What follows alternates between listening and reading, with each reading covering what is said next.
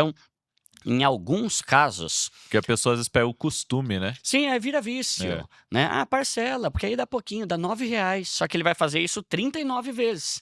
E aí os R$ 9 vão virar 1.000, né? Então, tem que tomar esse cuidado. Então, em alguns casos, o parcelamento é interessante, principalmente para quem já tem mais dinheiro. Só que eu falo, cuidado. A orientação bíblica é evite fazer dívida. Porque tem muito mais gente que está lascada por fazer dívida do que gente que está se beneficiando por fazer dívida. Então, a gente tem que ter uma sabedoria, um cuidado, uma educação, organização e autocontrole financeiro para saber fazer isso. Porque, por exemplo, o meu financiamento do meu apartamento, eu tive que financiar, eu não tinha 259 mil para pagar à vista, né? Então, como eu tenho ainda essa ideia de preferir até coisas caras não parcelar, eu tento barganhar o máximo de desconto possível para que me compense. Então, eu já consegui comprar terreno, por exemplo, que estava custando 300 mil e chorando à vista, o cara fez por 200. Eu economizei 100 mil. Ah, Duda, mas você poderia ter deixado investido? Sim, mas, pô, eu economizei pra caramba aqui. Então, só acho que a pessoa tem que tomar cuidado, porque nem tudo você pode usar aquela frase, ah, se não tiver desconto à vista, eu parcelo. Tá, mas como é que tá a tua vida financeira? Isso vale para rico, também tem rico lascado, não é Não, e assunto só outra de coisa que a pobre, gente né? tem que ver é a questão, assim, do tempo, né? Uhum, Porque hoje, por exemplo, nessa inflação que tá, o dólar tá oscilando, hum, é guerra lá no Oriente Médio, uhum, né? Faz uma dívida muito longa, por exemplo, de 4, 5 anos, é, tu nunca sabe, né, é, o que pode se tu tiver com as dívidas paga, aliás, uhum, não tiver devendo nada para ninguém, uhum, ainda tu pensa: "Não, mas se der tudo errado", como tu disse, trabalho é, de Uber, né, sim, aham, porque não tenho dívida. Agora é, tu imagina a pessoa, por exemplo, que ela não pensa que ela pode perder o emprego, uhum, ela não pensa que ela pode ter um prejuízo no negócio dela e de repente, né, ela ter que gastar a emergência dela. é, Como é que ela vai fazer uma dívida, por exemplo, de 5, 10, de 20 anos para frente? sim, imprevistos acontecem, né? Imprevistos acontecem. Isso é um ponto importante, quer ver? Um exemplo, carro por assinatura. Esses dias me mandaram uma mensagem, Duda, o que você acha de carro por assinatura? Cara, depende de quanto você ganha, porque o carro por assinatura, assim, eu sou a favor de que você nunca, nunca, nunca, nunca gaste mais do que 1/3 do teu salário com carro. Então, assim, se você vai pegar um carro por assinatura, você vai pagar aí minimamente 2.000 num carro básico. Contando a gasolina, você vai botar aí mais uns 700, 2.700. Valor de uma parcela, né. É, você tem que, cara, pelo menos ganhar 8.000 para você pra chegar no limite, que é 1/3 do salário, que eu já acho muito. Então, assim, para o cara que ganha 5, 4, a conta não bate de jeito nenhum.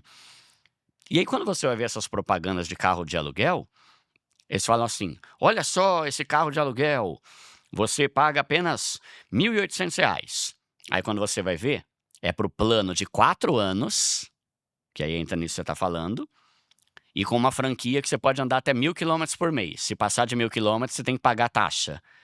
Aí quando você vai aumentar lá, não, 4 anos é muito, meu Deus, eu não sei se eu vou estar trabalhando, muita coisa pode acontecer em 4 anos. Deixa eu diminuir aqui para um período de 2 anos, o valor já sobe pra Já caramba. sobe. É, Uhum. e quando você aumenta a quilometragem, também já sobe pra caramba. Então, tudo é de se pensar, né? E é sempre bom a gente ter uma boa reserva financeira, porque se você de repente quer financiar um carro em 36, 48, 72 vezes, você não sabe se o dia de amanhã, né, você vai ter Exatamente. esse dinheiro ou não. Então, eu ainda prefiro você evitar ao máximo o parcelamento, evita a dívida. Duda, mas é para comprar minha casa. Tá bom, mas só não normaliza, porque a Bíblia nos instrui a não normalizar dever nada para os outros.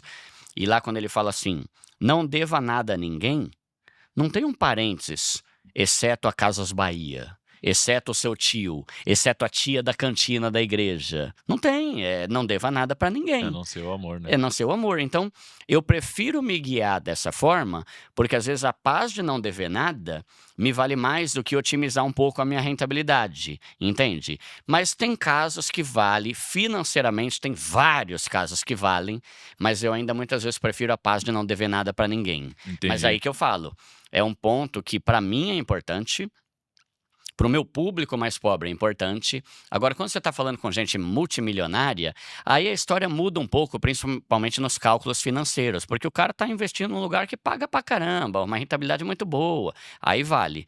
Mas eu ainda fico com a dica da Bíblia, né? Cuidado com esse negócio de dívida. Tem muita gente que se lasca por causa disso. E outra coisa,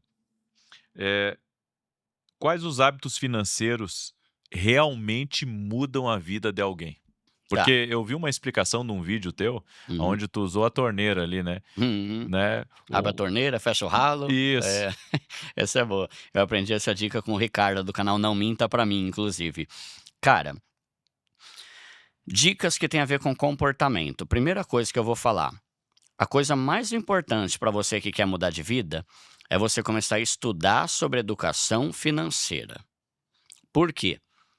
Porque quando você estuda sobre educação financeira, você começa a mudar os seus comportamentos.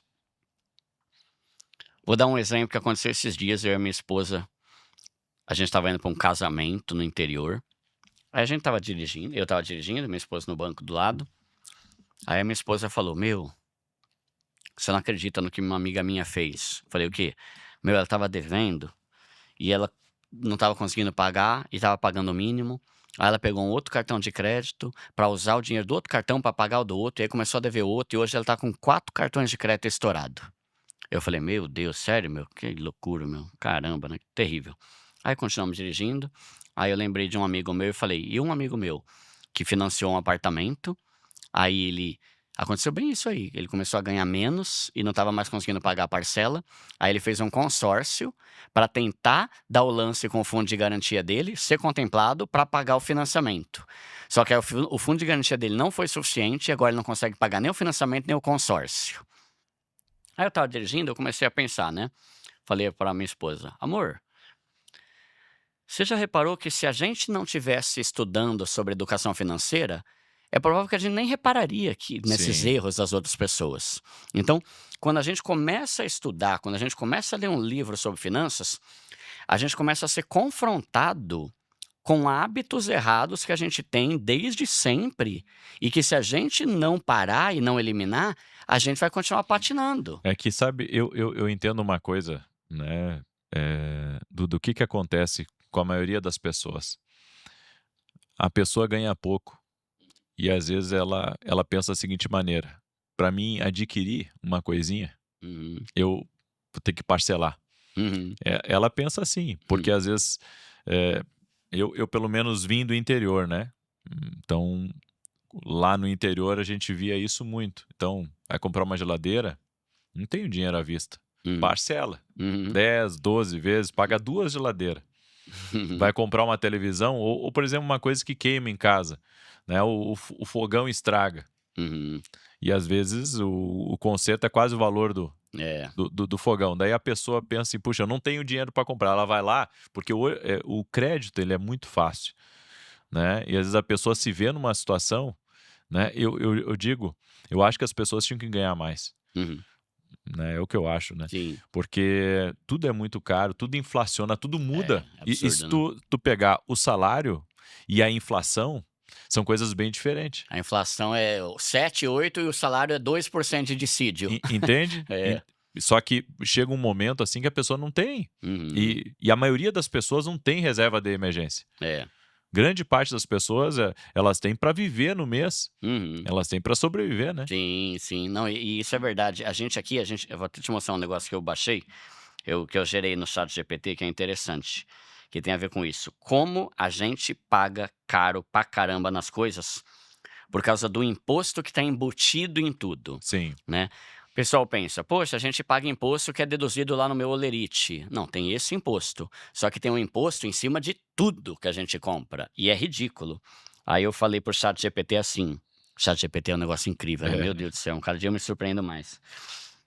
Eu falei assim pro chat GPT: chat, bom dia. Primeiro que eu sou educado, que eu tenho medo de um dia perder a amizade. Muito obrigado, meu querido. Você é demais. Eu sempre elogio. Aí eu pensei assim: olá, chat. Você pode me fazer uma pesquisa, que eu quero fazer um post no meu canal sobre isso? Eu quero que você veja o valor do iPhone 17 de Pro Max em 15 países diferentes. quanto que é o salário mínimo em cada um desses países e quantos dias de trabalho equivale, ganhando o salário mínimo, para a pessoa poder comprar um iPhone. Aí saiu aqui, né? Não, ele já dá a imagem prontinha, sabe? Um negócio incrível, Tudo né? pronto. Ó, na Suíça, a pessoa que ganha um salário mínimo, com 6 dias de trabalho, ela já comprou o iPhone.